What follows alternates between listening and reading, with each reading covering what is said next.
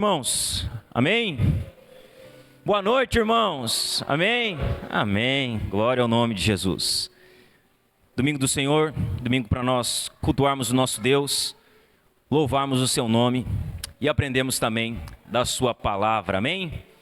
Provavelmente você chegou aqui, você não cumprimentou o irmão que está do seu lado ou próximo de você. Eu quero convidar, antes de nós fazermos a leitura do texto que vamos pregar, você para sair do seu lugar aí, e apertar, você que puder, é claro, né? Sair do seu lugar e apertar a mão de 2 ou 3 irmãos e dar as boas-vindas para ele aqui nessa noite.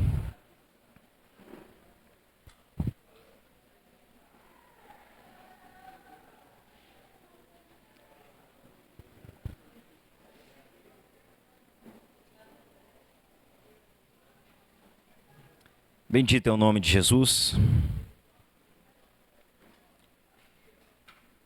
Assim que você voltar para o seu lugar, você já pode abrir a sua Bíblia aí comigo, na carta de Paulo aos Colossenses, capítulo 1.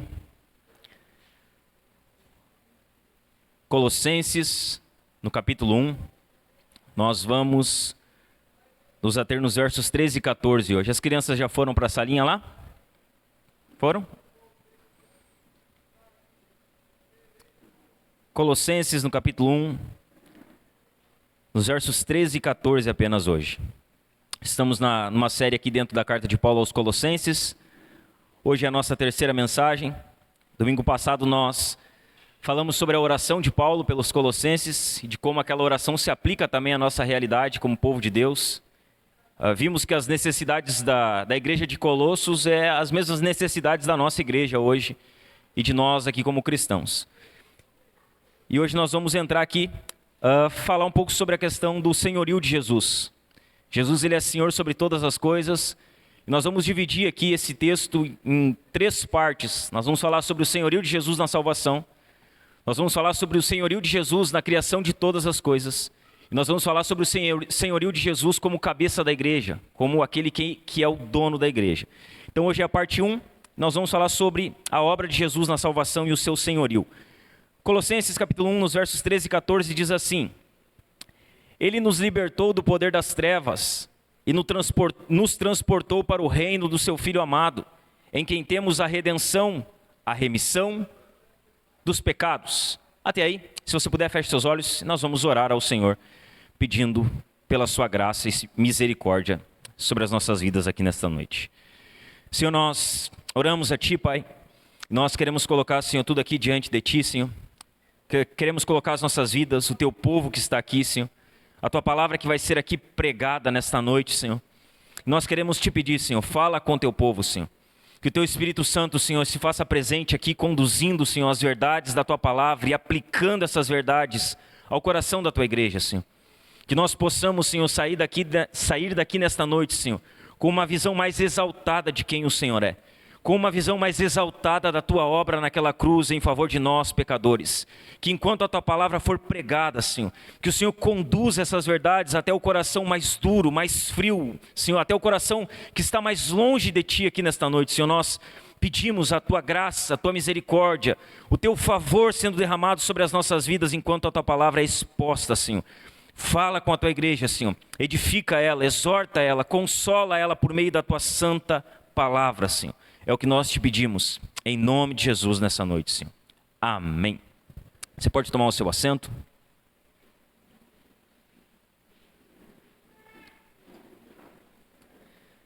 Louvado é o nome de Jesus. Então nós estamos aqui dentro dessa série de exposições. Como falei no princípio, ali domingo passado nós falamos sobre a oração de Paulo, sobre as necessidades que a igreja de Colossos tinha e sobre a intercessão de Paulo em cima daquelas necessidades. Paulo, ele pediu algumas coisas em específico pela igreja de Colossos na sua oração. Que eles tivessem um pleno conhecimento da vontade de Deus. Que eles vivessem uma vida digna de quem Deus é. E que eles fossem um povo que fosse encharcado do poder de Deus, que capacitaria eles a serem um povo mais maduro, crescer em maturidade. Paulo encerra a sua oração, mas ele ainda está iniciando as suas instruções àquela igreja. E a partir do verso 13 aqui, Paulo ele vai falar a respeito do senhorio de Jesus. Nós vimos aqui que os gnósticos eles tinham uma questão de esvaziar a deidade de Jesus. e a humanidade de Jesus. Então, para os gnósticos, né, é sempre bom lembrarmos o contexto. Para eles, a matéria era má. Então, o corpo era mal, e tudo aquilo que está no mundo, todo mundo é mal. Para os gnósticos, havia um ensino de uma busca de uma nova revelação, de uma nova maneira de se ter contato para a salvação, de uma experiência mística, para que eles encontrassem de fato Deus.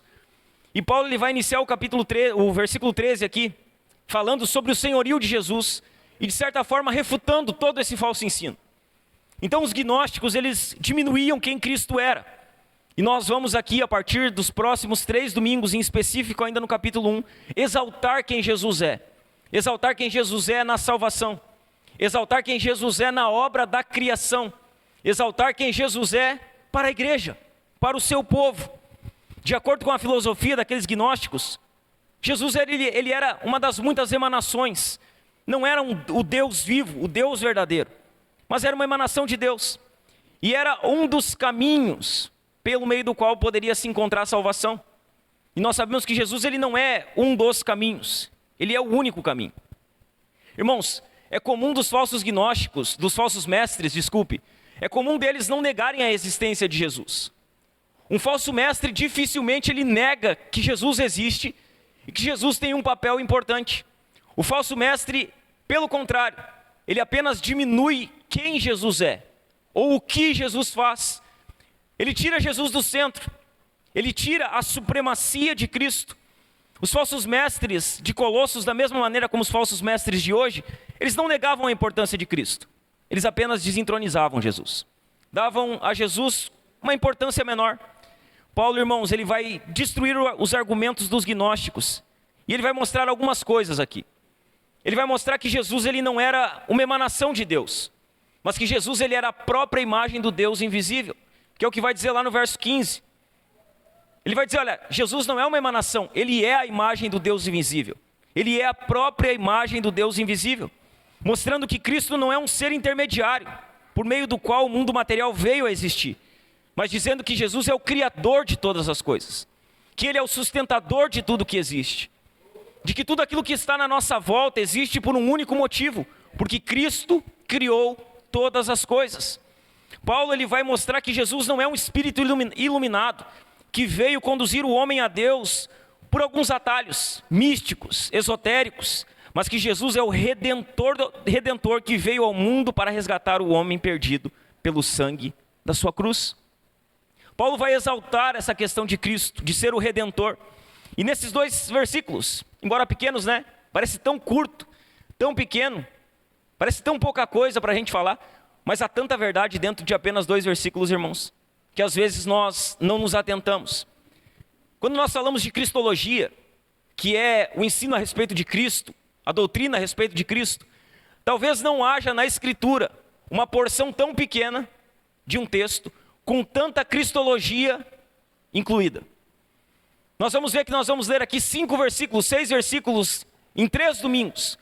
E esses versículos são carregados de cristologia.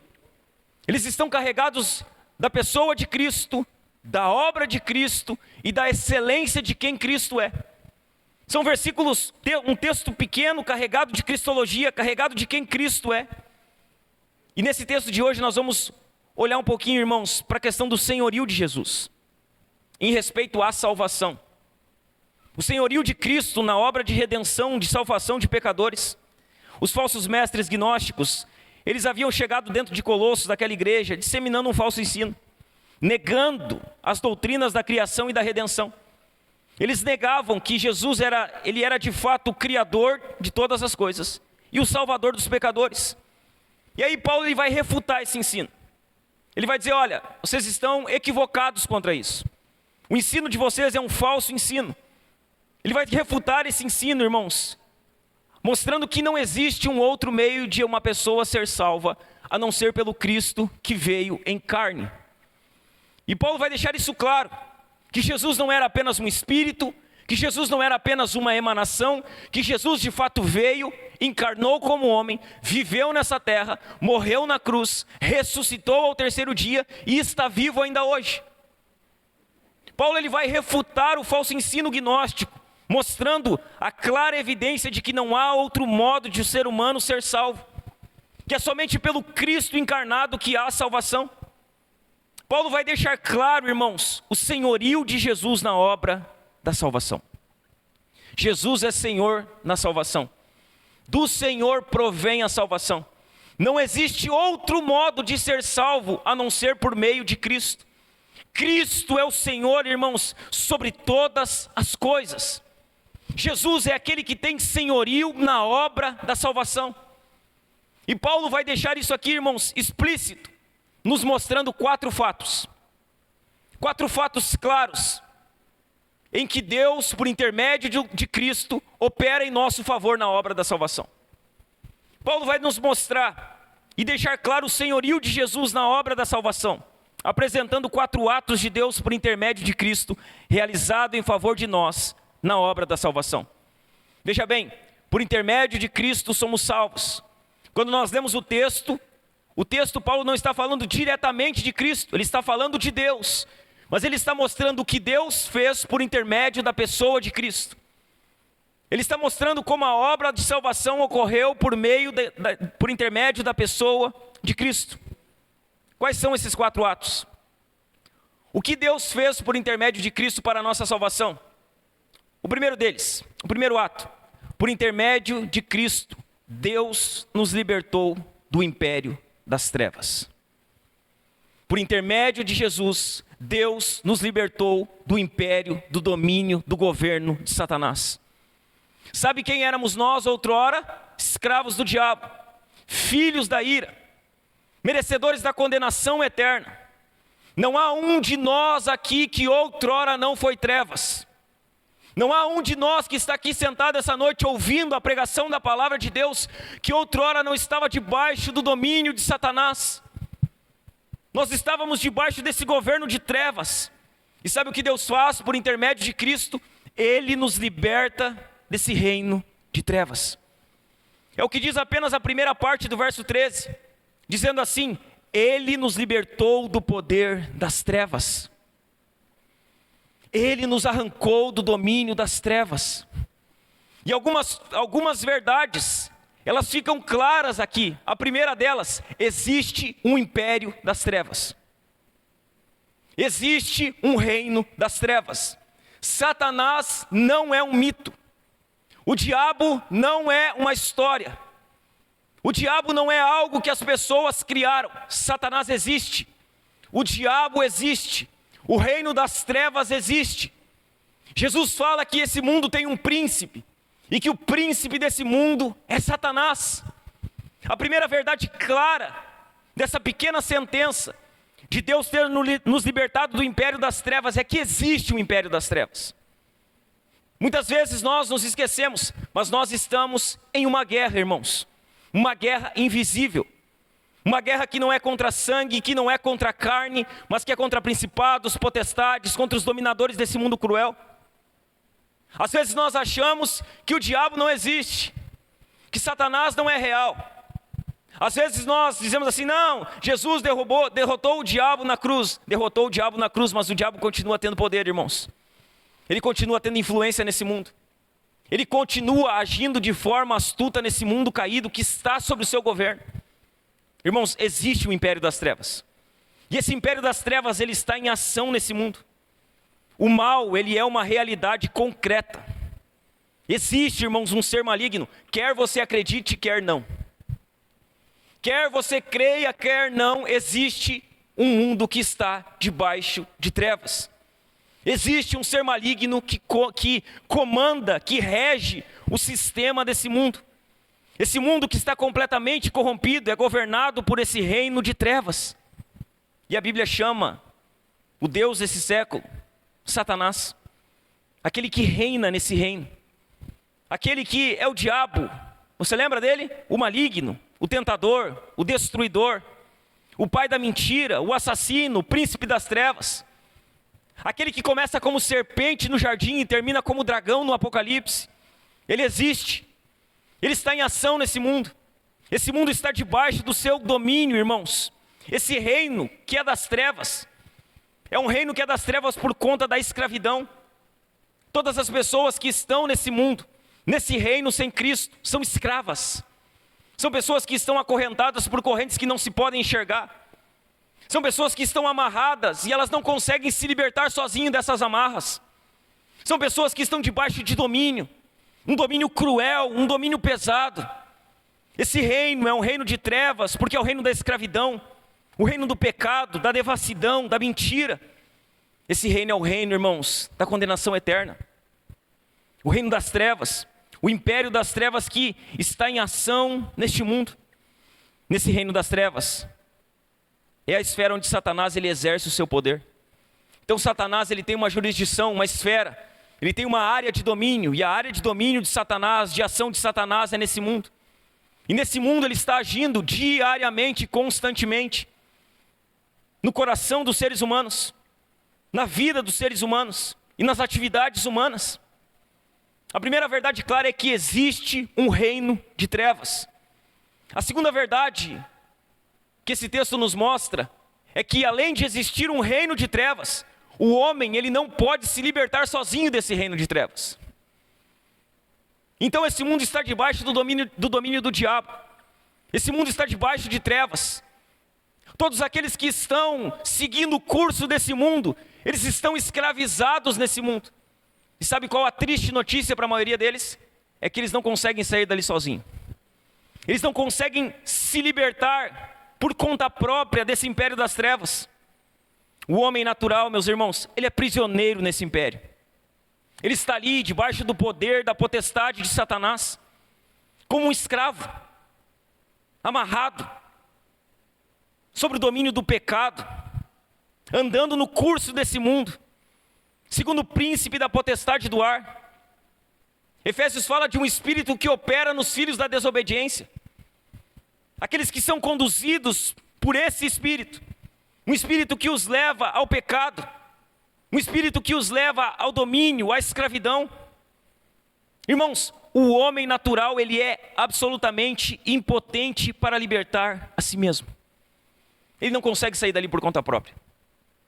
Todos nós um dia estivemos ali. Todos nós. Sabe quem éramos nós? Nós éramos, irmãos, impotentes. É isso que nós éramos. Nós éramos pessoas impotentes, sem esperança, desesperançados. Sabe quem éramos nós? Escravos do diabo, escravos de Satanás, amarrados pela serpente. Por conta dos nossos pecados, essa era a nossa condição, sem esperança, escravos do pecado, dominados, irmãos, por Satanás, pelo pecado e pelos desejos da carne. O homem natural, ele não consegue se libertar sozinho. Ele não consegue romper essa barreira por conta própria. Ele não consegue sair desse lugar, irmãos, pelas forças dos seus próprios braços.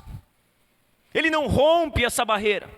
Ele não é libertado por vontade humana, nem pela luta própria, nem pelos seus esforços, nem por lágrimas amargas, nem por bons propósitos.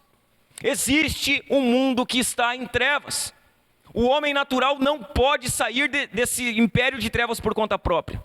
Só existe uma maneira em que o homem natural é liberto desse reino de trevas: somente por meio de Jesus. Não existe outra maneira. A única maneira do homem natural ser liberto do império das trevas é por meio de Cristo. É somente por meio de Jesus. É somente por meio da obra de Cristo na cruz do Calvário.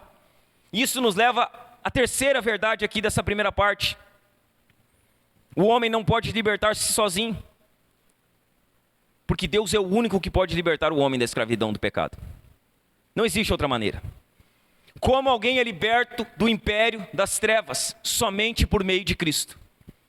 Somente Cristo liberta os pecadores do império das trevas. É somente por meio de Jesus que isso acontece. A libertação, irmãos, ela vem de Cristo e não do homem. Esse poder das trevas, ele não pode ser quebrado pela força humana, mas somente pela ação divina. Irmãos, não fomos nós que por conta própria nos libertamos. Não foi. Nenhum de nós que está aqui foi liberto por conta própria ou por força própria.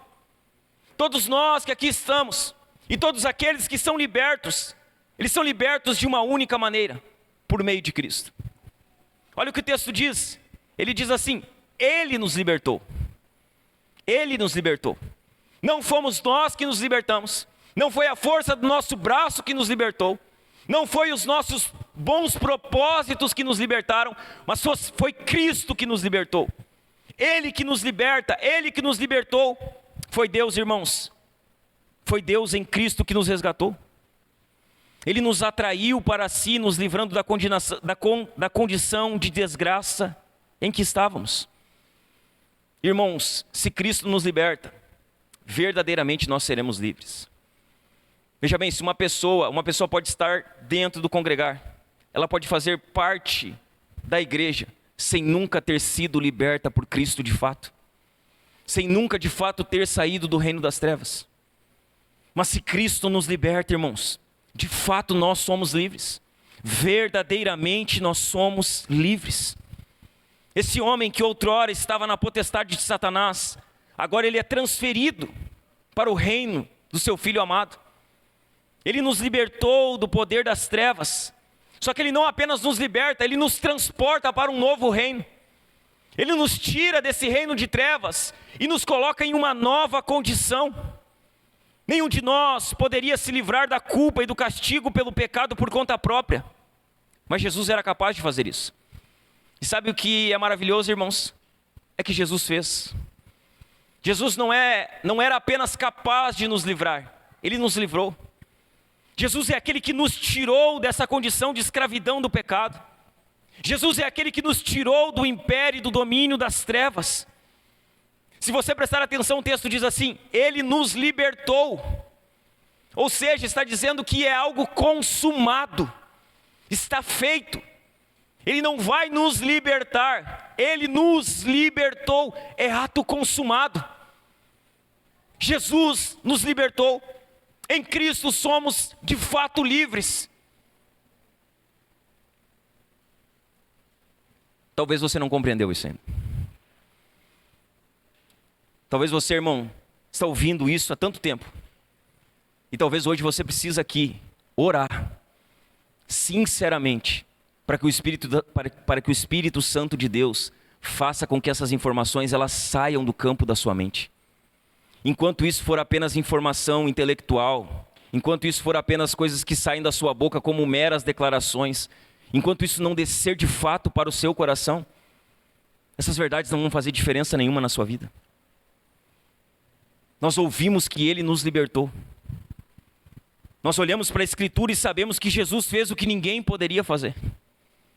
E parece que isso é apenas uma informação intelectual, que não nos leva a uma mudança, que não nos leva a dobrarmos diante de Jesus, que não nos leva a vivermos uma vida mais intensa, mais entregue, mais fervorosa a Jesus. Jesus fez aquilo que nenhum de nós poderia fazer. Irmãos, nós estávamos separados de Deus. Algumas coisas precisam sempre ser relembradas. Você não tinha um problema com o diabo, ainda que você estivesse debaixo do domínio do diabo. O nosso maior problema não era com Satanás. O nosso maior problema era com Deus. Era com o próprio Deus. E quando nós olhamos que esse Deus, Ele envia a provisão, o seu Filho, para morrer pelos nossos pecados e para nos libertar, irmãos, de uma condição de escravidão do pecado. Irmãos, isso deveria fazer total diferença na forma que vivemos. Isso deveria mover o nosso coração. Nós estamos falando de algo consumado. Tem pessoas que estão vindo na igreja para buscar libertação. Eu estou vindo na igreja porque preciso de libertação. Um crente não vem para a igreja para ser liberto, meu irmão. Um crente vem para a igreja para ser santificado. Santificação é diferente de libertação. Libertação é algo que se consumou. Você está livre do domínio do pecado. Agora você precisa se santificar. Crescer em santidade, se tornar mais parecido com Jesus dia após dia. Não, mas é que eu preciso ir para a igreja para ser livre. Não, se você creu em Jesus, você já é livre. Não, mas é que o Satanás está eu estou com um problema com Satanás, que Satanás está me tentando demais. Não, o seu problema não é mais com Satanás se você creu em Jesus. O seu problema é com a sua carne. O seu problema é com o seu coração que precisa ser colocado diante de Jesus. Não é mais o diabo o seu problema. Você é livre. Ele nos libertou. Por intermédio de Cristo, nós somos libertos do império das trevas. E sabe o que isso significa? Que nós não corremos mais o risco de passar a eternidade separados de Deus. Nós não corremos mais esse risco. Se nós cremos em Jesus, se nós colocamos a nossa fé unicamente em Cristo, Ele nos libertou, irmãos. Nós não vivemos mais separados de Jesus. Na eternidade nós temos uma certeza: estaremos com o Senhor. Desfrutaremos da plena comunhão com o Senhor. Nós estamos livres. Verdadeiramente livres. Temos certeza que se Jesus volta agora, ou se Jesus não volta agora, volta daqui 20 anos, ou se a gente morre agora, nós temos uma certeza: que Cristo nos libertou e nós estaremos com Ele na eternidade. Que coisa maravilhosa, irmãos. Que coisa maravilhosa saber que nós não passaremos a eternidade separados de Deus. Olha que coisa maravilhosa saber que nós não passaremos a eternidade queimando no lago de fogo e enxofre. Olha que coisa maravilhosa, irmãos. Saber que nós vamos poder desfrutar de plena comunhão com Jesus. De plena intimidade com Jesus. Que nós não vamos sofrer no lugar onde há pranto e ranger de dentes, não. Porque nós cremos nele, Ele nos libertou e nós estaremos com Ele eternamente. Esse é o primeiro ato que aponta para o senhorio de Jesus na salvação. É por intermédio de Cristo que nós somos libertos desse império de trevas. Segundo ato, além de nos libertar desse império de trevas, em Cristo Deus faz algo mais, Ele nos transporta para o reino do seu Filho amado. Que é o que diz ainda no verso 13.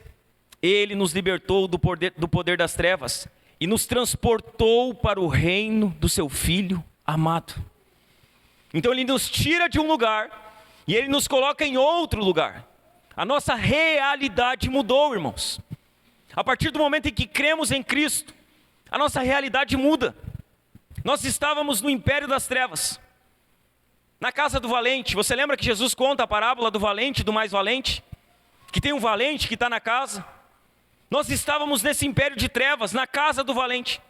Nós estávamos guardados em segurança, presos pelas grossas correntes do pecado, cegos e oprimidos, até que veio o mais valente. E o mais valente, ele entrou na casa. Até que veio o conquistador da nossa salvação, Jesus, irmãos. Até que Jesus, ele vem e muda essa realidade. Deus, ele monta uma operação de resgate para libertar os pecadores do poder das trevas. Deus, ele monta uma operação para nos tirar desse império de trevas e nos colocar no reino do seu Filho amado. Sabe o que ele faz, irmãos? Ele invade a casa do valente. Ele saqueia o seu império. E Ele nos liberta. É isso que Jesus faz. Ele entra na casa do valente. Ele é mais valente que o valente. Ele entra na casa do valente. Ele saqueia o seu império e nos liberta. Deus, irmãos, Ele não apenas nos tirou da região da morte, mas Ele também nos transportou para dentro do reino da luz, para o reino do seu Filho amado. Ele abriu os nossos olhos. Ele tirou, irmãos, as correntes que nos prendiam. Ele abriu os portões de ferro que nos trancavam nesse reino de escravidão. Ele nos fez sair para uma nova vida. Foi isso que Deus fez. Éramos cegos. Nossos olhos, eles eram cobertos de escamas. Nós não compreendíamos as coisas de Deus. Nosso coração estava fechado para Deus. Estávamos amarrados no pecado. Mas Jesus, Ele muda essa realidade. Ele abre os nossos olhos, para que de fato nós venhamos a ver. Ele arranca de nós essas correntes que nos prendiam. Ele nos tira dessa condição, irmãos, de pecado. Ele nos transporta para o reino do seu Filho amado. Há um translado. Quando o texto diz assim que Ele nos transportou, sabe o que era comum dentro do contexto? Era comum que o povo de uma cidade fosse a outra cidade para guerrear. Que duas nações combatessem. A nação derrotada, ela transportava os prisioneiros e os escravos para dentro do seu reino. Paulo está usando aqui uma linguagem que era comum dentro do contexto.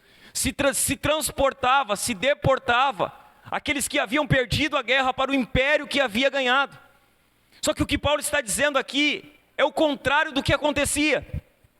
Ele diz que Deus nos transportou do império das trevas para o reino do seu Filho amado. Os reis da terra transportavam aqueles que haviam sido derrotados para dentro do seu império. Só que Jesus, ele faz o contrário. Jesus, ele não transporta aqueles que foram derrotados para dentro do seu império. Jesus transporta aqueles que venceram por meio de Cristo. Paulo ele usa essa linguagem do translado, uma transferência imediata do reino das trevas para o reino da luz. Foi isso que Deus fez conosco, nos transportou das trevas para a luz, da escravidão para a liberdade, da condenação para o perdão, do poder de Satanás para o poder de Deus.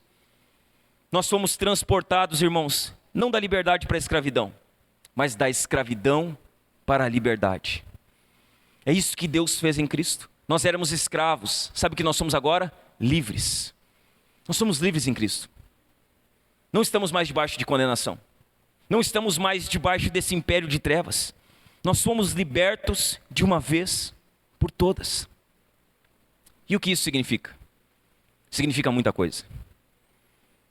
Como isso de fato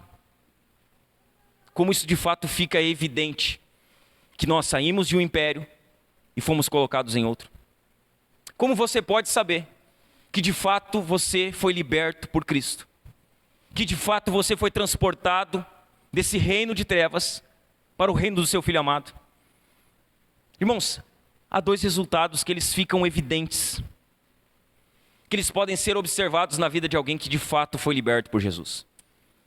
Há dois resultados que eles podem ser observados. O primeiro, se alguém foi salvo, e se alguém foi transportado do império das trevas para o império do seu Filho amado, a primeira coisa que acontece na salvação é que há uma mudança radical de domínio sobre a nossa vida. Essa é a primeira evidência clara de que alguém saiu do império das trevas e foi transportado para o reino do seu Filho amado. Aquele que controlava o nosso coração não é mais quem controla agora. O domínio mudou. O controle mudou. O domínio do nosso coração ele foi mudado. Antes nós estávamos no império das trevas, sob o domínio cruel e opressor de Satanás. Antes nós estávamos no cativeiro do diabo. Só que agora nós estamos livres. Agora nós somos salvos. Nós somos não apenas libertados do império das trevas, mas transportados para o reino da luz. Ou seja, Jesus não libertou ninguém da escravidão para deixar vagando sem rumo na vida. Jesus não liberta ninguém sem propósito. Jesus não salvou ninguém para que alguém viva a sua vida aleatoriamente onde quer. Se alguém pensa que pode viver aleatoriamente, tendo crido em Jesus, não creu em Jesus. É impossível. É impossível que alguém viva vagando após ter crido em Cristo. Ele não nos libertou da escravidão para nos deixar vagando sem rumo. Sabe o que Ele faz? Ele nos coloca dentro desse reino de luz. Ele nos dá destino, irmãos. Sabe o que isso significa? Que agora é Cristo e não Satanás que domina sobre nós. Que agora nós temos dono. Não é que agora Jesus me libertou, eu posso fazer o que eu quero porque eu sou livre. Mentira. Você se enganou. Jesus não liberta você para que você viva livremente, sem ter um Senhor. Ele só muda quem governa a sua vida. Antes o seu Senhor era o diabo. Quando Ele tira você do reino das trevas e transporta para o reino da luz, você continua tendo um Senhor. E o seu Senhor é Jesus. Você ainda continua tendo alguém que governa sobre a sua vida. Você tem dono. Não, ninguém me manda, ninguém me governa, ninguém fala o que eu posso, o que eu não posso. Se você é crente, você tem dono e tem alguém que governa você. Você não faz o que você quer. Não, mas é que eu sou livre, a Bíblia diz que eu sou livre. Você é livre para obedecer a Jesus. Para isso você é livre. Você tem um dono. Jesus é o seu dono. Jesus, Ele comprou Ele para você, você para Ele. Jesus, ele foi lá e disse, ninguém consegue pagar o preço aqui? Então tá, vou pagar. Vou comprar e é meu. Jesus não salvou você para você viver aleatoriamente. para você viver sem rumo e achar que você faz o que quer da sua vida. Não. Se você acha que pode fazer o que quer da sua vida, você não entendeu o que Jesus fez por você na cruz. Ele comprou você. Ele pagou o preço que ninguém poderia pagar. E agora você está debaixo do governo dele para fazer a vontade dele, para obedecer aquilo que a palavra dele diz. Você tem dono. Jesus é o seu dono. Você tem um Senhor. Se você crê em Jesus, Jesus ele é o seu Senhor. Se você crê em Jesus, você tem outra vida. Se você crê em Jesus, você está dentro de outro reino. E essa é a primeira evidência clara de que você foi salvo. Você tem outro domínio sobre a sua vida. Mas há uma segunda. Uma segunda evidência de salvação é que a salvação resulta em uma mudança radical de devoção do nosso coração. Ou seja, um dia o nosso coração ele se devotou para as coisas das trevas. Um dia nós éramos devotos ao diabo, ainda que não sabíamos que éramos devotos ao diabo. Nosso coração era inclinado às coisas da carne. Nosso coração era inclinado ao pecado. Mas nós somos salvos. E quando nós somos salvos, a devoção do nosso coração ela muda radicalmente. No reino das trevas, irmãos, nós servíamos a um príncipe carrasco. Satanás, irmãos, não tem dó de ninguém, eu já falei aqui. Satanás, ele chama os seus servos de cavalo. É assim que ele chama os seus servos. Satanás, ele monta nos seus servos e diz que os seus servos são seu cavalo. Ele domina sobre eles com crueldade. E a maioria de nós, se não todos nós, um dia éramos cavalo do diabo. Satanás estava com as suas garras cravadas nas nossas costas. Ele fazia e acontecia conosco. O nosso coração estava totalmente devotado a Ele. Vivíamos uma vida oprimida, escravizada. Estávamos prisioneiros, irmãos, para a morte eterna. Mas agora não é mais assim. Agora nós somos transportados do reino das trevas para o reino da luz. Agora a nossa condição e a nossa devoção mudou, irmãos. Veja bem, meus irmãos, no antigo reino, nós estávamos debaixo de cruel escravidão. Nesse novo reino, no reino de luz, nós somos livres. No reino das trevas, Satanás queria a nossa morte. No reino da luz, sabe o que acontece? Cristo morre para nos dar vida. No reino das trevas, irmãos, nós estávamos debaixo de domínio. Jesus, ele nos transporta do reino das trevas para o reino do seu Filho amado. Para quê? Para que Jesus te salvou, meu irmão? Para que Jesus me salvou? Para que Ele nos salva? Para que a partir desse momento a gente sirva a Ele. Veja bem, para que a gente sirva a Ele. Em primeiro lugar, de forma espontânea. Jesus nos salvou do reino das trevas. Nos colocou no reino da sua maravilhosa luz. E sabe o que Ele espera de nós? Ele espera que a gente seja servo dEle. E que o nosso serviço a Ele seja um serviço espontâneo, comum, natural de quem vive no reino da luz. Ele espera também que o nosso serviço a Ele seja um serviço alegre. Irmãos, como você ouve que você é salvo, que você não vai passar a eternidade no inferno, que você vai viver em plena comunhão com o Senhor na eternidade, e você ainda consegue ser um crente triste, que não tem alegria de vir para o culto no domingo para louvar Jesus, que não tem prazer em ter comunhão com o Senhor, que não tem prazer em servir a Ele de forma espontânea e forma alegre. Como você olha para o que Cristo fez por você e não consegue encher o seu coração de alegria por conta disso, e de ser espontâneo naquilo que você faz, em ser alegre naquilo que você faz, em terceiro lugar, em ser excelente naquilo que você faz.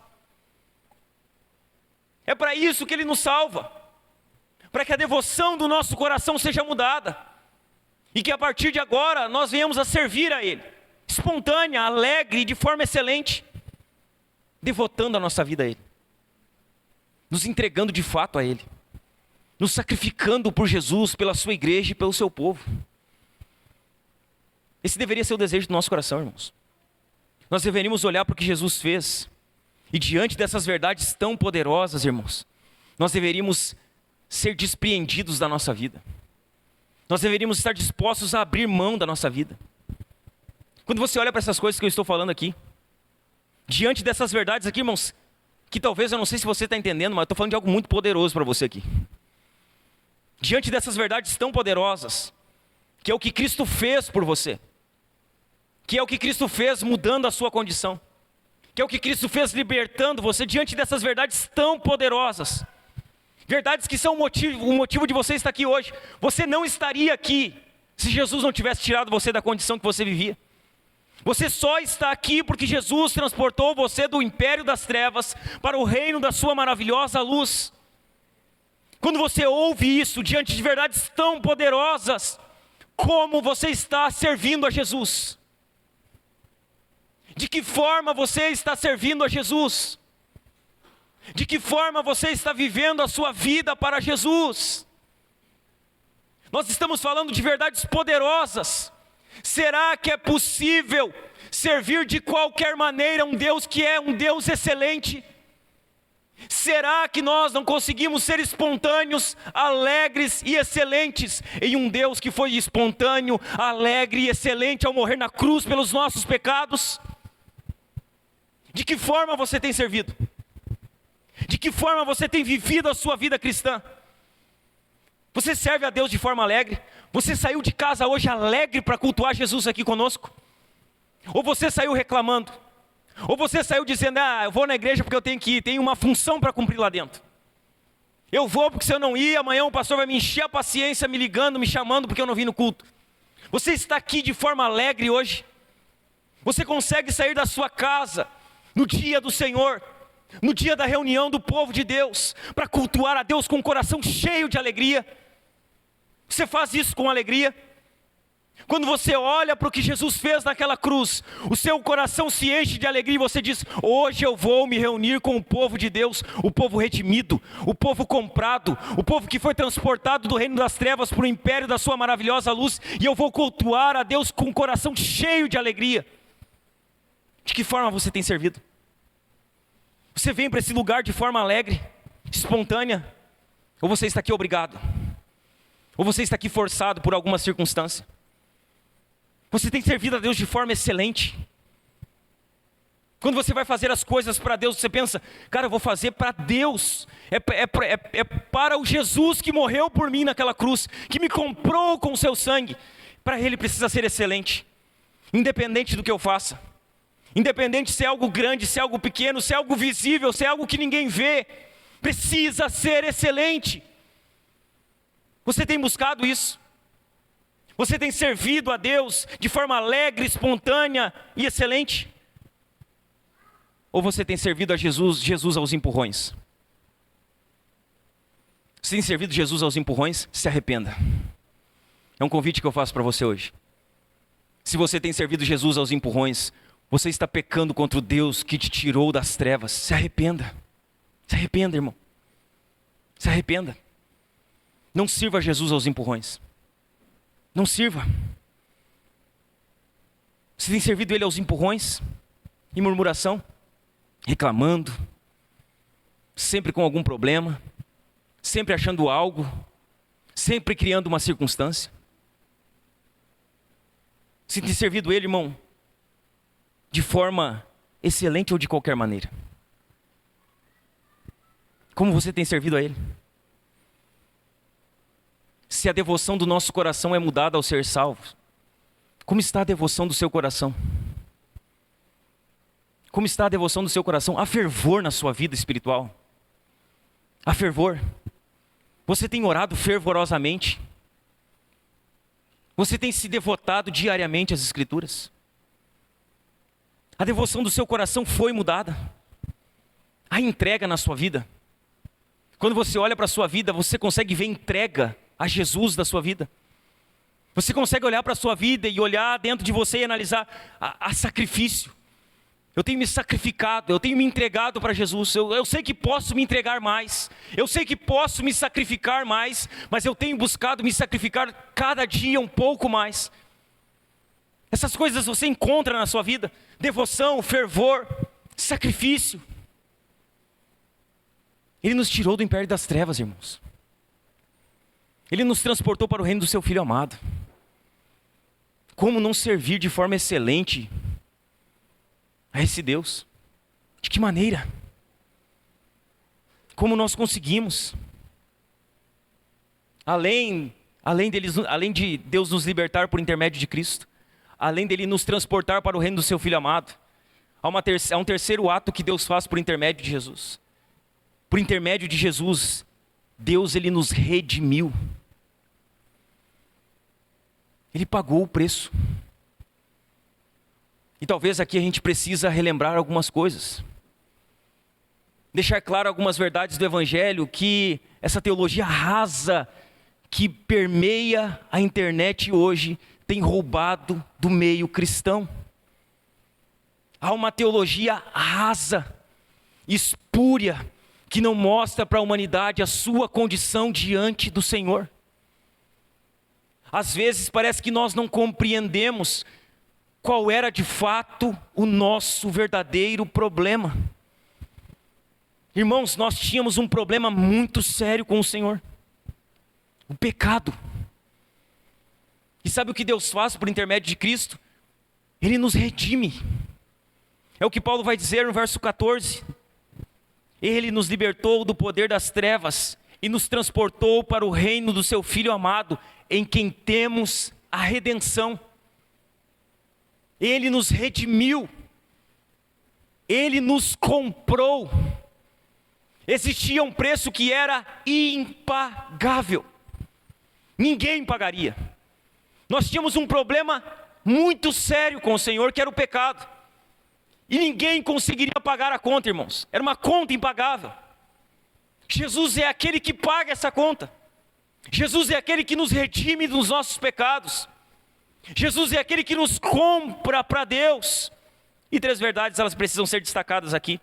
A primeira delas: Deus nos redimiu para sermos propriedade exclusiva sua.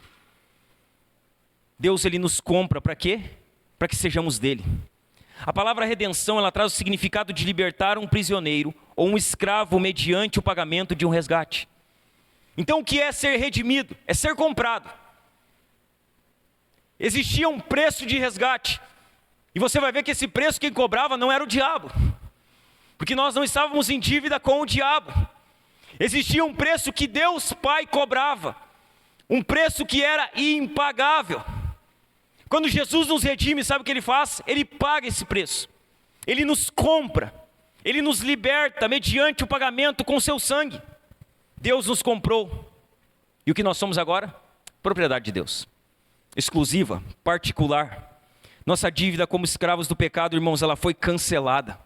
Se você olhar Colossenses 2,14, vai dizer que havia um escrito de dívida que nos era contrário. E que esse escrito de dívida, ele é cravado na cruz. Ele é coberto pelo sangue de Jesus.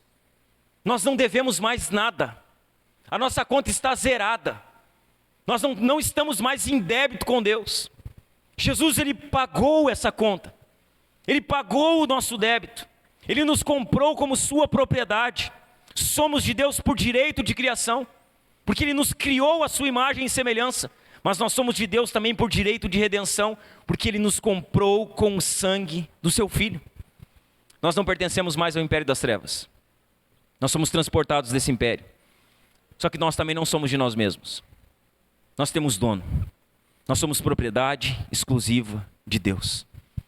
E esse resgate, irmãos, pago por Cristo no Calvário, Ele nos redimiu. E aqui está uma boa notícia. Sabe qual a certeza que você tem? Que se você creu em Cristo, não há mais condenação para você, irmão. Jesus, Ele pagou esse preço. Jesus, Ele comprou você com o sangue dEle. A condenação, ela já não existe mais. É o que Paulo diz em Romanos 8,1. Agora, pois, já não existe mais nenhuma condenação para os que estão em Cristo Jesus. Não há mais. O débito está pago. Ainda em Romanos 8, 31, 34, Paulo vai dizer: que diremos então à vista dessas coisas? Se Deus é por nós, quem será contra nós? Aquele que não poupou seu próprio filho, mas por todos nós o entregou, será que não nos dará graciosamente com ele todas as coisas? Quem tentará acusação contra os eleitos de Deus? É Deus quem os justifica. Quem os condenará? É Cristo Jesus quem morreu, ou melhor, quem ressuscitou, o qual está à direita de Deus e também intercede por nós. Nós somos comprados. E agora nós somos propriedade exclusiva de Deus. Não existe mais condenação. Mas há uma segunda verdade aqui. E talvez aqui está um ponto importante. O preço que foi pago para isso foi um preço muito alto. Um preço altíssimo. Foi o preço de sangue. Quando Jesus nos redime, o que Ele faz? Ele nos compra com seu sangue. Nem todo o ouro, irmãos, e nem toda a prata desse mundo seria suficiente para comprar a salvação para nenhum de nós. Nós achamos que dinheiro é o ó do borogodó. É o máximo. O máximo que uma conta cheia de dinheiro vai fazer é comprar um caixão para você ser enterrado. O máximo. O resto do dinheiro vai ficar na conta ainda. Nem o dinheiro você vai conseguir levar no caixão. Dinheiro nenhum compra a salvação.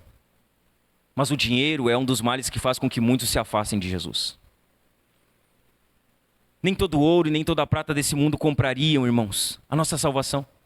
Somente o precioso sangue de Jesus era poderoso para isso. Sabe o que diz 1 de Pedro, nos versos 18 e 19, no capítulo 1?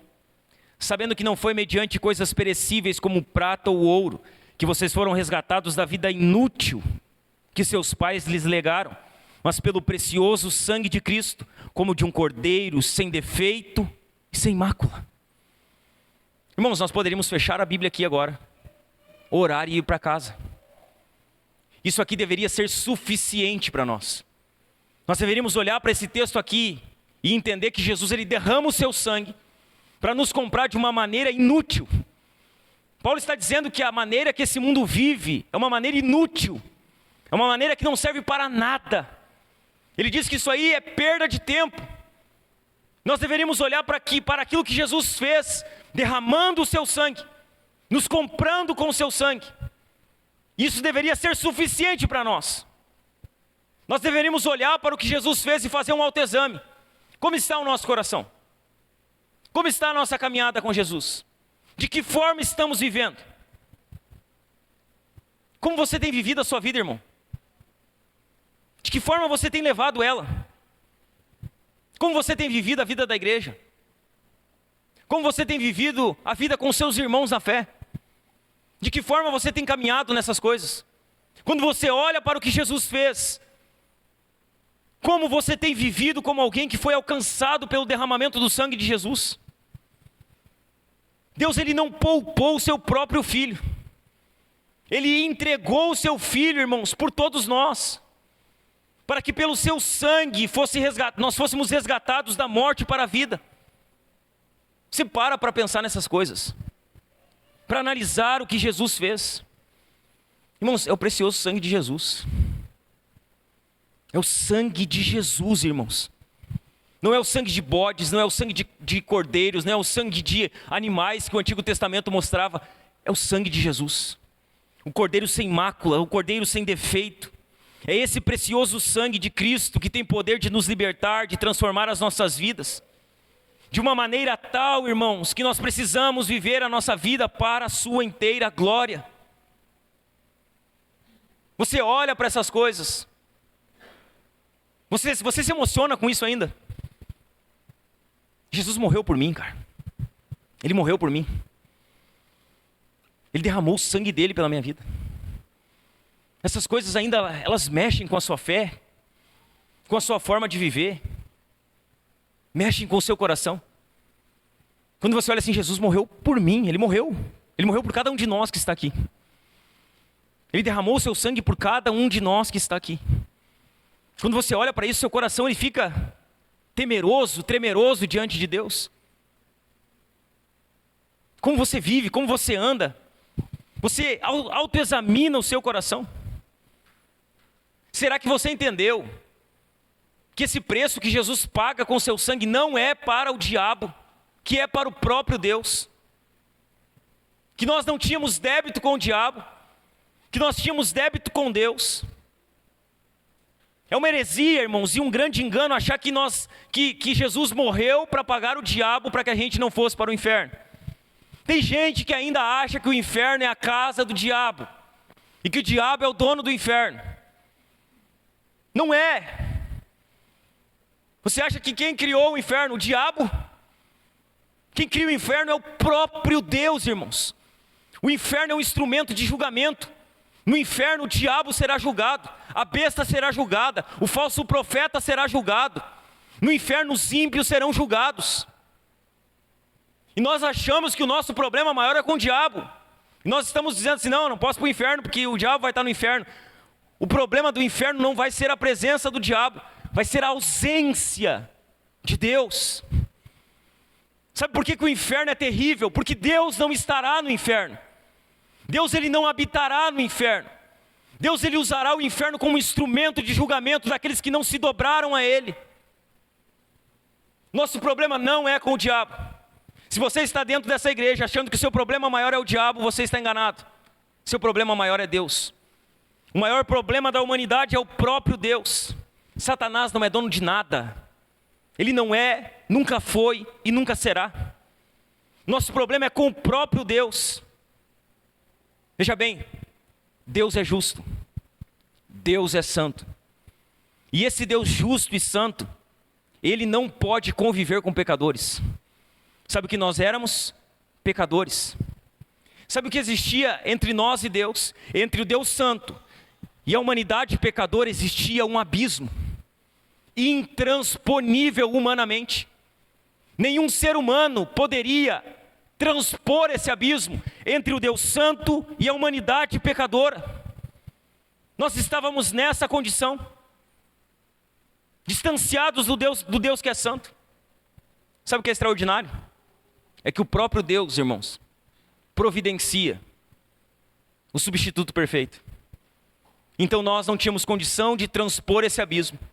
E o próprio Deus, sabe o que Ele faz? Ele envia a solução para esse problema. Nós não éramos capazes de viver uma vida perfeita, santa e reta aqui. Nenhum de nós. Nenhum ser humano era capaz disso. Então o próprio Deus, ele providencia um substituto perfeito, seu próprio Filho. Deus ele envia o seu Filho para morrer em nosso lugar e em nosso favor. Jesus ele vem, nasce sem pecado. Ele vive uma vida sem pecado.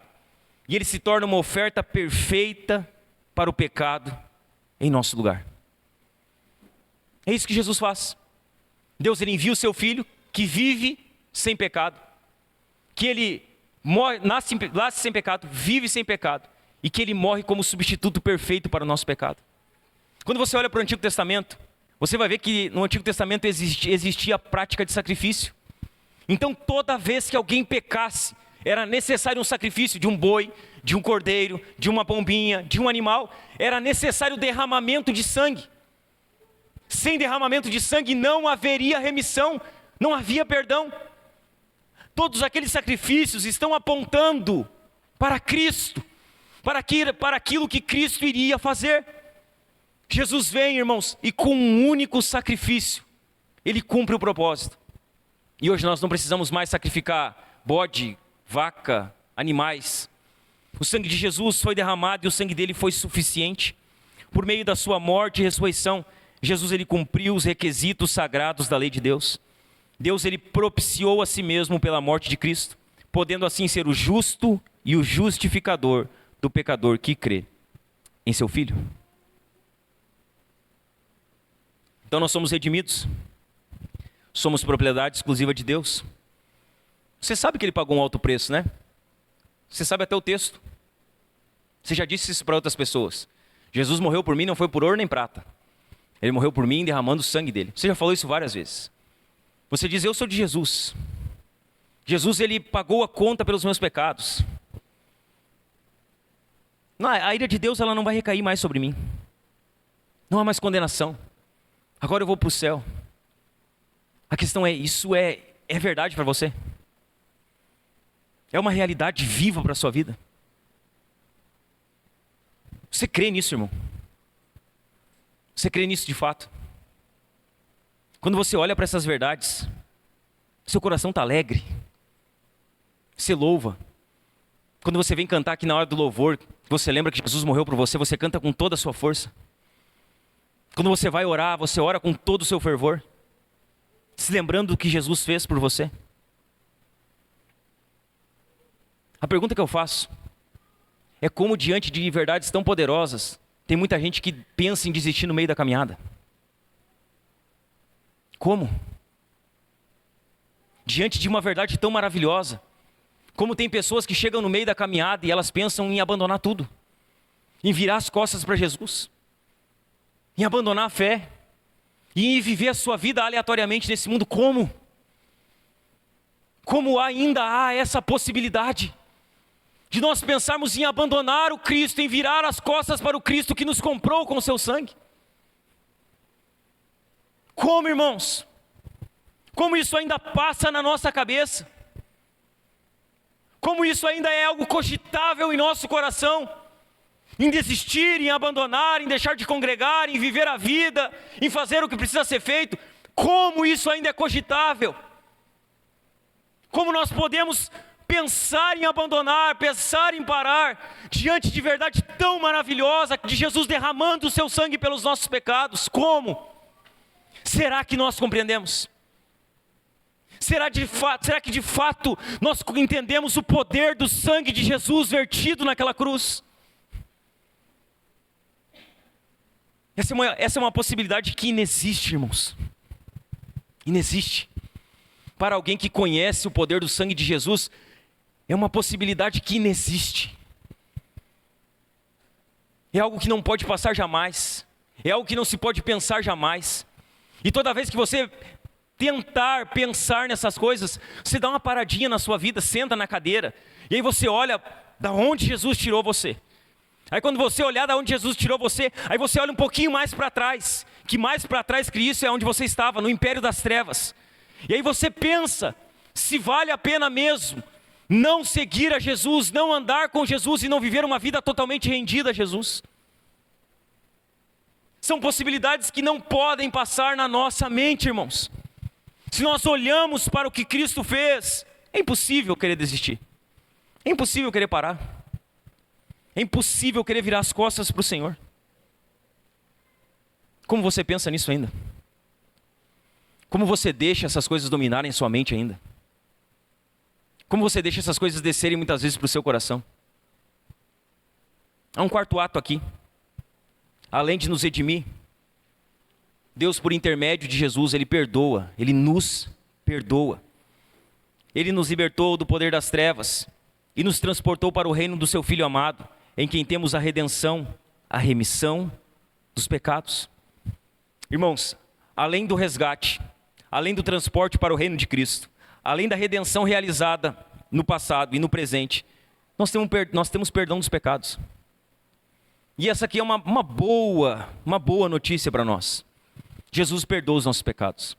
Ele perdoou os nossos pecados. Ele continua perdoando os nossos pecados. E Ele perdoará os nossos pecados que nós cometermos. Jesus, Ele perdoou os nossos pecados. E aqui também, irmãos, há 4 verdades a respeito do perdão dos pecados. A primeira delas, o perdão removeu a barreira entre o Deus Santo e o homem pecador. Porque fomos perdoados, irmãos. Não existe mais distância entre nós e o nosso Deus. A igreja é esse povo, o povo perdoado. E tem algo que nós precisamos relembrar. Somente gente perdoada pelo Senhor que vai entrar no céu. É somente pessoas que foram perdoadas, que compreendem o perdão, que entrarão na eternidade. O pecado fez separação entre nós e Deus, pois Deus é luz e nele não há trevas nenhuma. Só que Deus, por meio de Cristo, irmãos, Ele perdoa nós de todos os nossos pecados. Ele paga essa dívida, Ele cancela a nossa culpa e Ele declara a nossa justificação. Ou seja, diante de Deus agora, ainda que permanecemos pecadores, diante de Deus estamos justificados. E nós temos acesso a Deus. Podemos nos relacionar com Deus. Podemos falar com Deus, orar a Deus. A palavra perdão significa mandar embora ou cancelar uma dívida. E é isso que Cristo faz. Ele cancela a nossa dívida. Ele, irmãos, faz com que nós deixamos de ser escravos, paga os nossos débitos e nós não somos mais escravos. Não há coisa alguma em nossa ficha que Satanás possa usar contra nós. A barreira entre o Deus Santo e os pecadores foi removida. Esse perdão que o Senhor nos oferece é um ato de sua graça. Importante aqui. O que é o perdão? Graça. Por que somos perdoados? Por graça. Nenhum de nós merecia o perdão. Recebemos o perdão por inteira graça de Deus.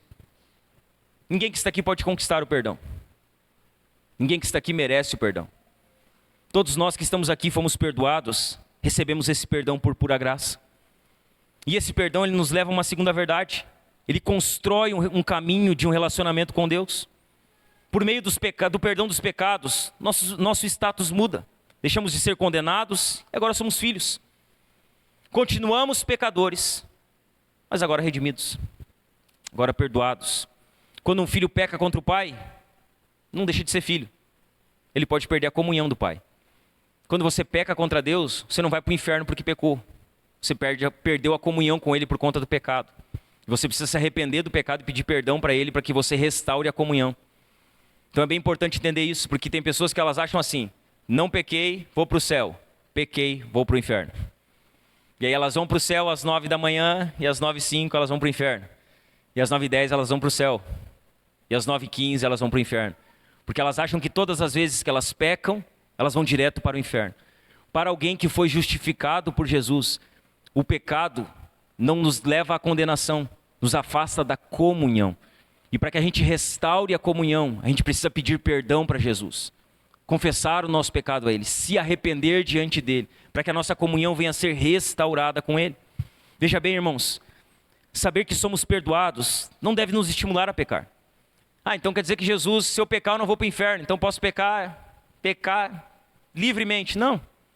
Na verdade, se você é um salvo, você nunca vai pecar livremente. Você sempre vai pecar e quando pecar você vai se arrepender do seu pecado. O pecado vai pesar para você.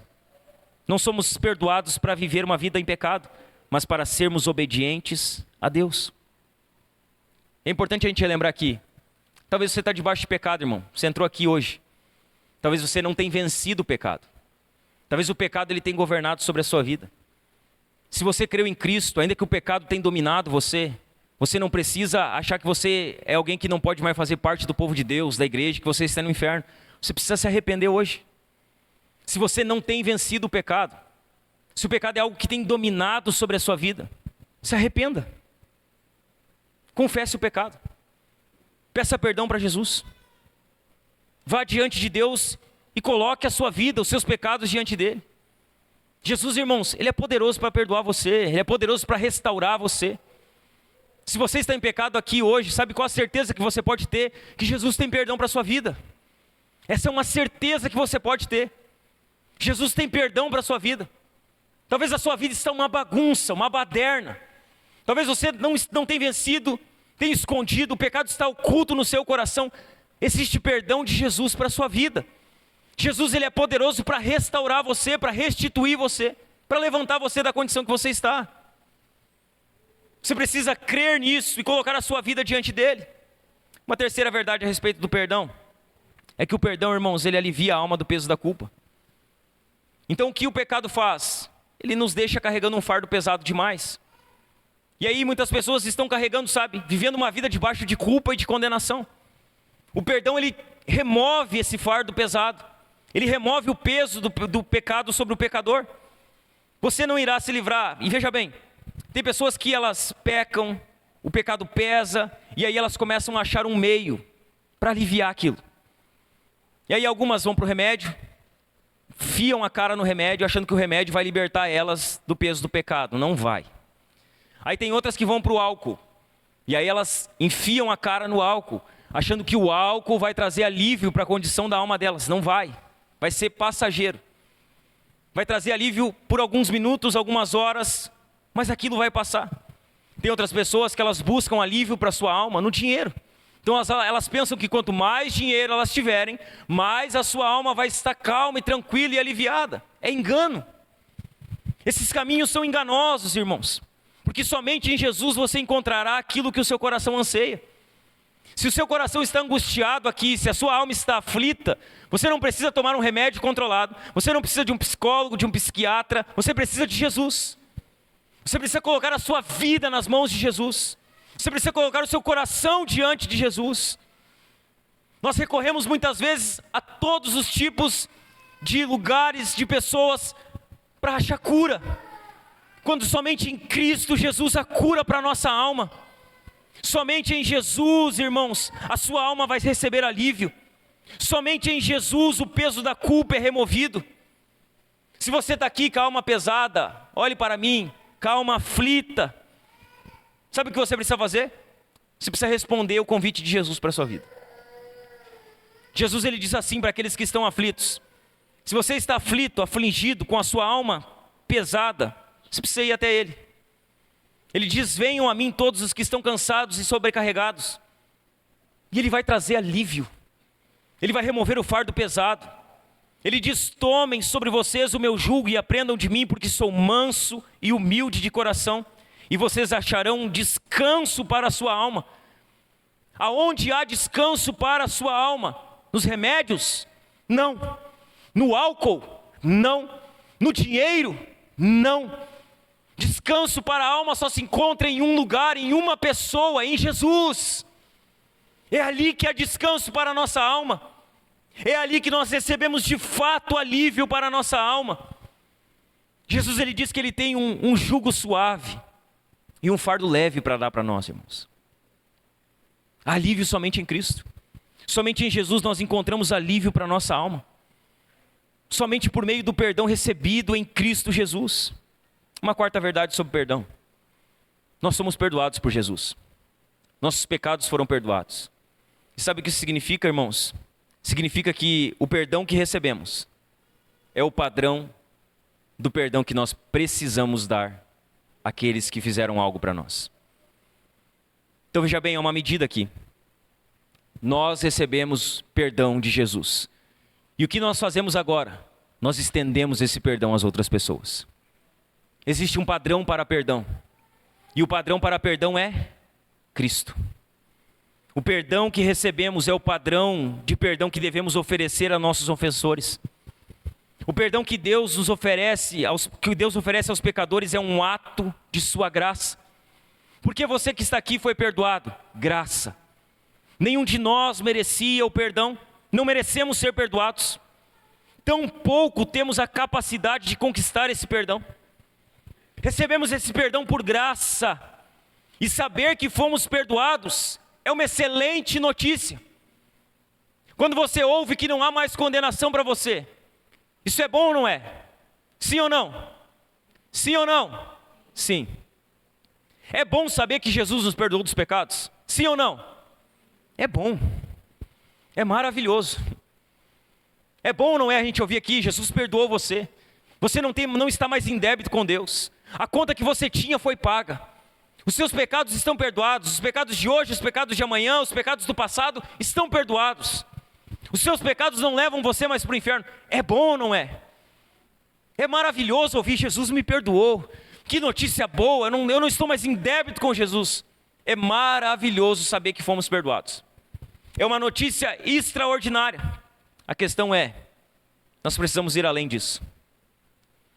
Além de ser bom para nós termos sido perdoados, esse perdão precisa ser estendido. E aí nós precisamos perdoar aqueles que nos ofendem. Imagina se é bom nós recebemos o perdão de Jesus. Imagina como deve ser bom você perdoar aquela pessoa que fez mal para você. Imagina. Se você foi perdoado e você saber que foi perdoado foi bom para você, será que aquela pessoa que ofendeu você, que fez algo mal para você, que machucou você, será que o perdão não vai ser bom também para a vida dela? Será? Se a notícia de sermos perdoados é uma excelente notícia, nós precisamos ir além do perdão recebido. Nós precisamos ir além dessa boa notícia. Como perdoados, agora devemos perdoar com esse mesmo tipo de perdão que recebemos de Jesus. Você foi perdoado e agora você tem uma obrigação: perdoar. Você precisa perdoar.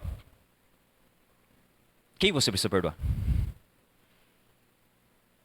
Quem são as pessoas? Quem são elas? Aonde elas estão? O que elas fizeram para você? Quem são elas? Você recebeu o perdão? E você não quer perdoar? Então você é melhor do que essas pessoas. Porque afinal de contas você recebeu sem merecer.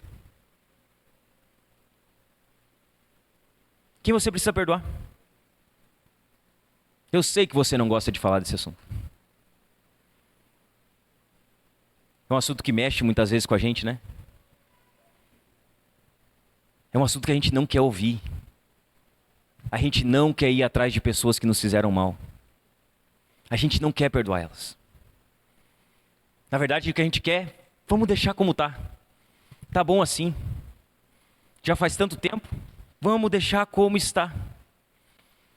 A verdade é que nós não podemos deixar como está. Nós precisamos perdoar. Nós não merecíamos o perdão e Deus, por sua graça, nos perdoou. E agora nós temos a capacidade de perdoar aqueles que nos fizeram algum mal. Vamos para o padrão? O padrão do perdão não é se a pessoa merece ser perdoada. Eu não perdoo porque não merece. Eu não perdoo porque não é digno do meu perdão. Eu não perdoo porque essa pessoa, ela fez muito mal para mim e eu não quero saber, não vou perdoar ela porque ela não merece o meu perdão. Esse não é o padrão. O padrão não é se a pessoa merece. O padrão é Cristo. Você não merecia e Cristo perdoou você. O padrão não é o mérito. Nosso padrão para o perdão não é a pessoa que nos causou algum mal. Não, é que aquela pessoa lá, não é a pessoa. Não é sobre a pessoa o perdão, é sobre você. Não é se vai fazer tão bem para ela, mas é a certeza que vai fazer bem para você. Vai fazer total diferença para a sua vida. Nós temos um padrão de perdão. E o nosso padrão de perdão é o Deus que nos perdoou por pura graça. Esse é o padrão. Nós temos um Deus que nos perdoou por pura graça. Imagina Deus olhando para nós e dizendo assim, não, mas aquele lá não merece perdão, vai para o inferno.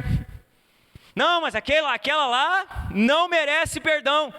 Não quero nem saber, deixa ela do jeito que está. Sabe como Deus olha para nós? Ele olha para nós e diz, não merece o perdão, mas eu sou gracioso. Eu vou estender graça sobre a vida dele e vou perdoar os pecados dele. Não merece ser perdoada, mas eu sou gracioso. Eu vou estender graça sobre a vida dela e vou perdoar os pecados dela. E é exatamente isso que Jesus espera de nós. Ele espera que a gente olhe para as pessoas que fizeram algum mal para nós e que a gente diga assim, essa pessoa não merece o perdão, mas eu não vou perdoar porque ela merece. Eu vou perdoar porque eu também não merecia e Jesus me perdoou. Eu também não era digno e Jesus, ele me perdoou. Eu também não era merecedor do perdão dos meus pecados e Jesus me perdoou. Quem sou eu para não perdoar outra pessoa? Ou melhor, goste ou não goste, quem você pensa que é? Para achar que você não deve perdoar pessoas que fizeram mal para você? Quem você pensa que é? Você acha que é melhor que Jesus? Se Jesus perdoou, quem somos nós para não perdoar? Nós temos um padrão e o padrão é Cristo. Aqueles que foram objetos do perdão de Deus, eles devem ser instrumentos desse perdão aos outros. Precisamos, irmãos, aprender a perdoar. Olhe para mim, você é alguém que perdoa fácil? Você é alguém que perdoa fácil? Quando alguém faz algo de ruim para você, você é alguém que perdoa rapidamente, facilmente? Ou você é alguém que é corroído por aquilo que fizeram para você? Você perdoa rapidamente? Você é fácil de perdoar? Quando alguém fez um mal para você, você rapidamente libera o perdão? Quando você faz algo para alguém, você rapidamente pede perdão? Você lida fácil com o perdão? É algo comum para você? Como você lida com isso? Será que você não está ficando doente por manter a amargura dentro do seu coração? Será? Será que a falta de perdão não está corroendo você por dentro? Será que você não precisa procurar pessoas que fizeram mal para você e pedir perdão para elas? Você perdoa fácil? Você lida fácil com o perdão? Quem você precisa perdoar? Quem você precisa perdoar? Quem fez mal para você? Quem machucou você? Quem ofendeu você? Quem falou algo que doeu dentro de você e que você guardou aquilo? Quem é a pessoa que você precisa perdoar? Quem você precisa procurar? Não, mas eu não vou procurar porque não fui eu que fiz. É exatamente isso que é o perdão. Você não fez, mas você foi alcançado pela graça. O que você faz? Estende essa graça. Quem você precisa perdoar? Quem é a pessoa que você está arrastando ela com você a vida inteira, porque não perdoa? Quem é a pessoa? Que você está acorrentada nela. Já faz 10 anos que a pessoa fez algo para você. E você está ali acorrentado naquela pessoa a vida inteira, carregando ela. Lembrando que ela fez de mal para você. Lembrando de como ela machucou você. Lembrando de como ela ofendeu você. Quem é a pessoa que você precisa perdoar para que você seja livre de fato dela? Quem machucou você? Jesus nos perdoou e nós precisamos estender esse perdão. Vamos além? Para quem você precisa pedir perdão? Para quem? Quem você precisa chamar e dizer: preciso pedir perdão, pequei contra você, fiz algo que não deveria ter feito? Quem é a pessoa que você precisa pedir perdão para ela? Que você sabe, você está aqui sentado hoje, você sabe que você fez algo de muito ruim, algo de muito mal, algo que causou dano na vida dessa pessoa. E você fica levando isso aí a vida inteira, dizendo assim: não, vai passar, vai acalmar, uma hora eu esqueço disso. Não vai esquecer. Se você fez mal para alguma pessoa, você pode ter uma certeza: você só vai ser livre disso a partir do momento que você perdoar essa pessoa. Esses pensamentos e os sentimentos, eles vão e voltam. Quem é a pessoa que você precisa perdoar? Aonde ela está? O que você pode fazer para consertar essa situação? Perdoe, irmão. Se quer um bom conselho, perdoe. Seja rápido em perdoar. Seja fácil em perdoar. Seja fácil em receber perdão. Porque tem pessoas que são procuradas. Tem pessoas que são procuradas por outras pessoas para pedirem perdão e elas não aceitam o perdão. Elas fecham o seu coração. Quem você precisa perdoar? Jesus é o Senhor na nossa salvação. Ele nos tira do reino das trevas, nos leva para o reino da luz, nos redime, perdoa os nossos pecados. Isso é senhorio. Isso é a obra perfeita de Jesus naquela cruz. O que você faz então diante disso? De forma prática? O que você precisa fazer diante de tudo isso que nós falamos? Diante da notícia de que Jesus é o Senhor na obra da salvação? Quais atitudes você precisa ter diante do senhorio de Jesus na obra da salvação? 7, rapidamente. 7 atitudes práticas. A primeira delas: diante do senhorio na obra da salvação, você precisa adorar a Jesus. Adore a Jesus. Jesus salvou você. Jesus comprou você.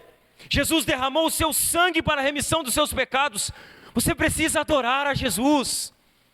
Quando nós louvarmos a Jesus no final desse culto aqui, você precisa adorar a Jesus como um salvo, com toda a força do seu pulmão, com suas mãos estendidas, com o seu coração quebrantado diante dele. Não uma adoração xoxa, não uma adoração qualquer, uma adoração sincera, uma adoração quebrantada. Adore a Jesus, irmão. Reconheça o senhorio dele sobre a sua vida. Adore a Ele como o Senhor da sua vida. Uma segunda atitude prática diante do senhorio de Jesus na salvação: agradeça a Jesus. Agradeça.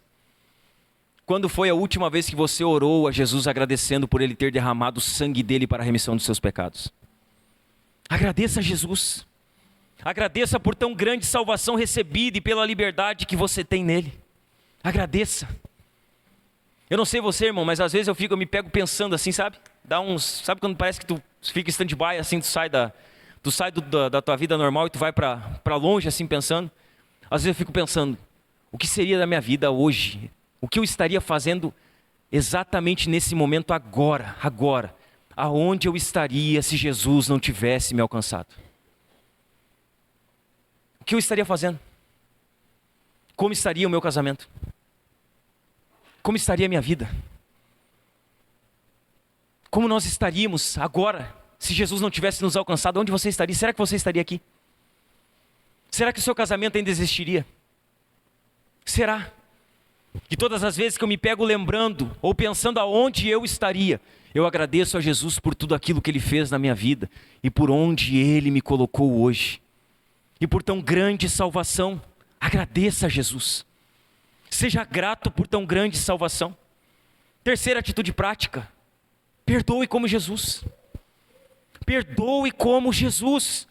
Estenda a graça do perdão a todos que lhe fizerem mal. Perdoe como Jesus. Se alguém fizer algum mal para você essa semana, perdoe. Se lembre do perdão de Jesus e perdoe. Se alguém magoar você, se alguém ferir você, perdoe como Jesus perdoou você. Quarta atitude prática, diante do senhorio de Jesus na salvação, viva em obediência a Jesus. Viva em obediência. Jesus libertou você do império das trevas, colocou você no reino do seu Filho amado. Ele te libertou para a liberdade, mas não dê ocasião à carne. Não dê ocasião à carne. Busque uma vida de obediência a Jesus. Essa é a resposta de alguém que foi salvo. Viver em obediência à palavra de Jesus. Quinta atitude prática. Além de viver em obediência a Jesus, busque a comunhão com o povo de Jesus. Busque a comunhão com o povo de Jesus. Jesus salva pecadores e Ele coloca esses pecadores no meio de um povo chamado igreja. Diante de tão grande salvação, busque comunhão com a igreja de Jesus. Busque comunhão com seus irmãos na fé. Busque comunhão com o povo de Deus. Jesus nos salvou e não nos deixou aleatoriamente nesse mundo. Ele nos colocou na igreja. Eu não preciso ser salvo para ir na igreja. Não precisa, mas se você é um salvo, você vai querer estar aqui. Um salvo gosta de igreja, um salvo gosta de comunhão, um salvo gosta de estar no meio do povo de Deus, irmãos. Veja bem, é impossível ser um salvo e não gostar de comunhão. Não, mas a gente não pode ter comunhão. Não, a gente deve ter comunhão. A gente precisa ter mais comunhão. Nós precisamos, como povo de Deus, estar mais juntos, mais unidos. Precisamos estar mais uns com os outros, conhecer mais uns aos outros, e não o pastor conhecer todo mundo, mas é você conhecer o irmão que está do seu lado, é você conviver com o irmão que está do seu lado, é você ter comunhão com as pessoas que fazem parte do povo de Deus e da mesma igreja que você está. Busque comunhão com Jesus. Comunhão nunca será um problema, nunca será. A Bíblia diz que todos aqueles que criam andavam juntos e tinham tudo em comum. Nós não podemos ser anticomunhão. Nós precisamos ser, irmãos, aqueles que provocam comunhão, aqueles que buscam a comunhão, aqueles que desenvolvem a comunhão. É no meio da comunhão com o povo de Jesus que a fé é fortalecida. É no meio da comunhão com o povo de Jesus que nós crescemos como crentes. É no meio da comunhão com o povo de Jesus que nós vamos cumprir os uns aos outros. Está cheio de ordens dizendo: orem uns pelos outros, confessem seus pecados uns aos outros, carreguem os fardos uns dos outros. E isso não acontece de forma isolada, isso acontece no meio da comunhão. Diante do senhorio de Jesus na salvação, busque a comunhão. Se você não gosta de comunhão, sonde o seu coração. Se você não gosta de estar com seus irmãos, sonde o seu coração. Porque o povo de Deus é um povo que anda em comunhão. Comunhão faz parte da natureza da igreja. Busque a vida de comunhão com o povo de Jesus. Sexta atitude prática para você diante dessa mensagem: compartilhe a mensagem de Jesus. Se Jesus é o Senhor da salvação, se é só por meio de Cristo que há salvação, nós precisamos compartilhar essa mensagem. Nós precisamos pregar a Jesus. Essa mensagem que eu estou falando aqui nessa noite é a mensagem que transformou a minha vida, irmãos. É a mensagem que transformou a sua vida. É a mensagem que tem transformado vidas diante de séculos em séculos, durante todo o tempo. O que nós fazemos diante disso? Compartilhamos essa mensagem. Nós pregamos essa mensagem. Nós anunciamos essa mensagem. E sabe o que é maravilhoso? Você não precisa ser um bom pregador. Você não precisa ser um bom teólogo. Você não precisa ser alguém que acha que vai converter as pessoas, você precisa pregar. Você precisa anunciar a Jesus. Você precisa falar sobre Cristo. Sabe por quê? Porque é Cristo que salva. Ele é o Senhor da salvação, não somos nós. A salvação está no domínio e no poder de Jesus, não sobre nossa retórica, se nós falamos bem, se nós acertamos as palavras, mas se nós confiamos no Cristo que pregamos e na mensagem que anunciamos. A mensagem de que Jesus salva pecadores. Jesus salva pecadores. E essa mensagem de Jesus precisa ser compartilhada. Ela precisa ser propagada. 7ª e última atitude prática.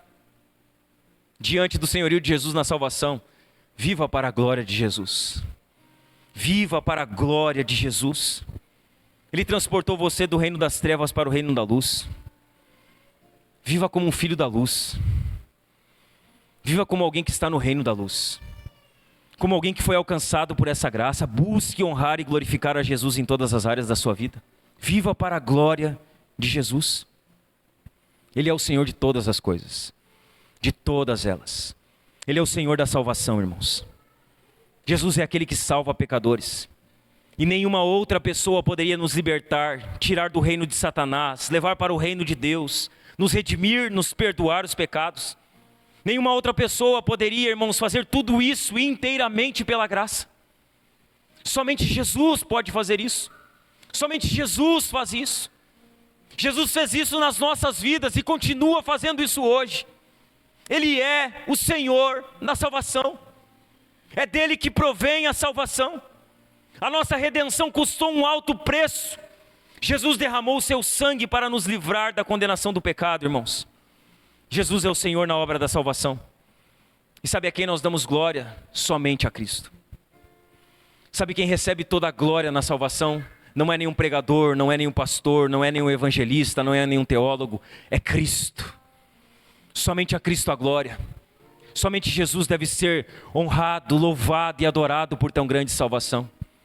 Irmãos, que nós possamos hoje aqui, que nós possamos adorar a Jesus por tão grande salvação. Que nós possamos agradecer a Jesus por tão grande salvação. Que nós possamos hoje abrir os nossos lábios, abrir o nosso coração, estender as nossas mãos e adorar aquele que nos transportou do reino das trevas para o reino da sua maravilhosa luz.